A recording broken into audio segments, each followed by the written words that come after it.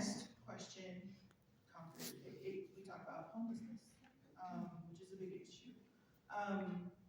The Denver metro area, the Denver metro area, including Lakewood, has experienced an influx in unhoused individuals.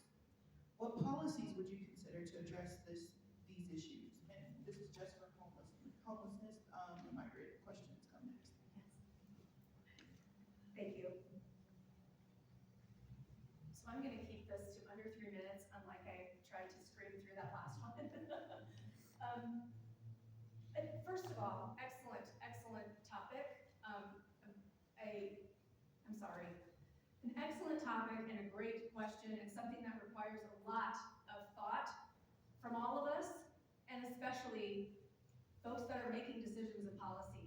The first thing that I would like to see is more resources, and that means money, allotted to the CAT team, which is, excuse me, the CAT department, which is a section of the police department called Community Action Team.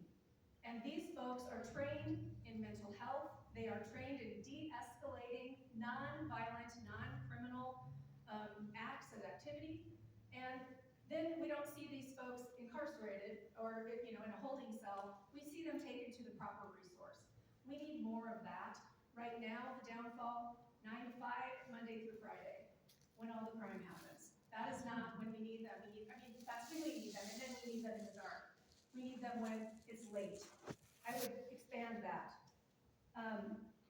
Also, this is kind of a public safety in relation to homelessness. There's something called a SEPTED, which stands for Crime Prevention Through Environmental Design. What this does, because we have low staffing, we have trouble keeping folks, we have attrition in our police department. We have high standards for our police folks. They have to have a college degree. That makes it difficult to fill those positions. If we could expand the CAT team, train up some of those folks to maybe become officers, and implement some crime prevention through environmental design, which would mean lighting where there's no lighting, better lighting where there's a little bit of lighting, trimmed back shrubbery. Sometimes it means cameras. Sometimes it means hostile vegetation, which is thorny things that people don't want to sleep on. Things like that that prevent a congregation of folks to have an opportunity that is going to get them in more trouble. And a lot of these folks are just looking for help. So those are two main things. Then I would look for more partnerships with folks like Recovery Works, located on West Colfax and Ward 2. They have outreach and housing ambassadors, people that find housing. It's a place for, sorry.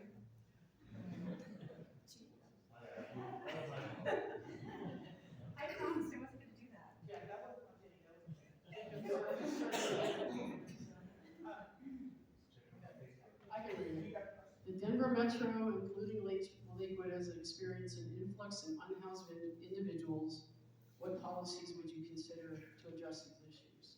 I think on the homelessness topic, I'm very connected to this. I'm very passionate about it. We need much better communication. I'd like to see the city be much more proactive on providing information on this topic, trying to clear up some of the stigmas and the stereotypes. The majority of people that are living on the streets are because they can't afford the rent here, and they've been evicted or they've been a victim of domestic violence. There's also a huge population of people living on the streets suffering from mental illness, and this includes a lot of veterans. And to me, that's just wrong, and we need to serve these people. I think a lot of the issues could be addressed through better services being provided for mental health counseling. And there are opportunities to expand. There's a DOLA grant available at this point that's being discussed to help improve the Action Center and the Recovery Center. I think that's huge. I think the other thing is there's a huge stigma that people living on the streets are just drug addicts and they made bad choices. I think we all know about the opioid epidemic, the fentanyl epidemic. That has impacted people that had normal lives. They had families and children and houses, and now they're on the street because they got addicted. We need to fix that. And that's not easy. It's a huge undertaking. I think, again, the communication is a huge part of this, educating the public and getting them involved in helping, as well as, helping the people that are on the street. And right now, we have 2 jobs for every 1 unemployed person in Lakewood, or in Colorado. And we need to provide some job training. Job training will generate more jobs.